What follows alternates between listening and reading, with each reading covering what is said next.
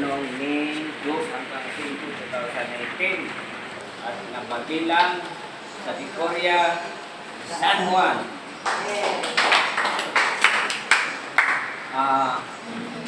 Halos kilala ko pa lahat.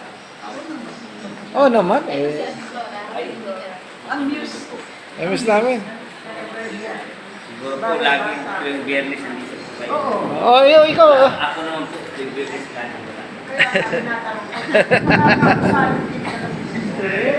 Kaya nagsuot po ako para Makilala ka. makilala na kasama. Dati po kasi lagi, nung kainit pa nag-i-start, nung 6 hindi na, kasi from Makati hanggang dito, 6, nag-start kayo, 6 naman na ako.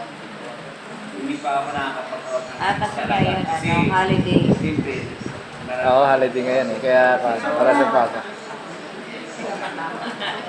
kaya hindi po ako talaga nakapag.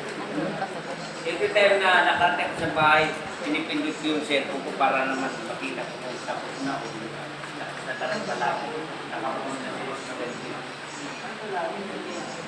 Napakakit. Anyway, ito pong aking sisir ko sa inyo.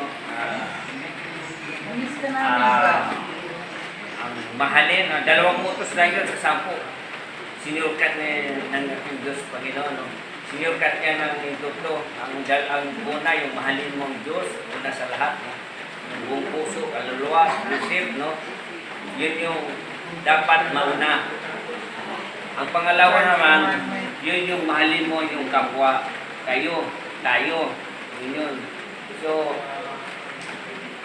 paano natin mahalin ang Diyos, ganun din ang kapwa.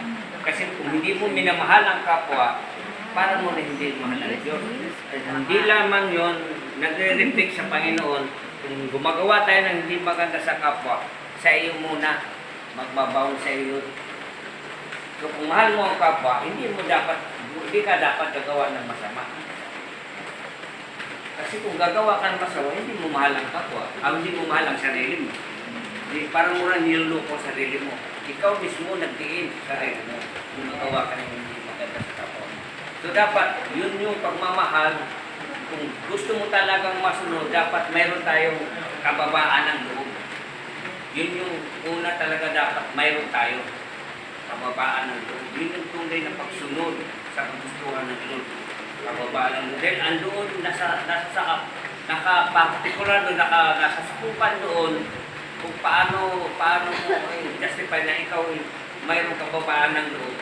Kailangan andun yung lapad ng pangunawa mo, lapad ng pagmamahal mo, lapad ng pag-ibig mo sa kapwa kahit sino.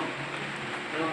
Andun yung pagmamahal mo, andun yung madasalin ka, andun yung matulungin ka.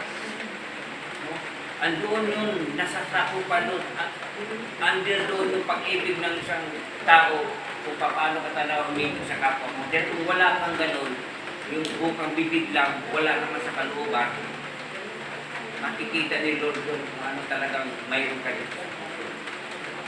Mahirap naman yung nagpagkaibigan ka, bukang bibig lang. Kakaibiganin kita dahil may gusto ko sa iyo, parang ganun. Mayroon siyang gusto makamit sa'yo.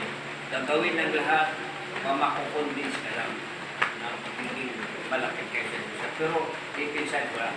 So, yun yung pag-ibig ng sa iyong kapwa na direct tumatama sa Lord, tumatama din sa sarili. Dapat mayroon tayong tunay na pag-ibig bukal sa iyong puso ng walang pag-ibig.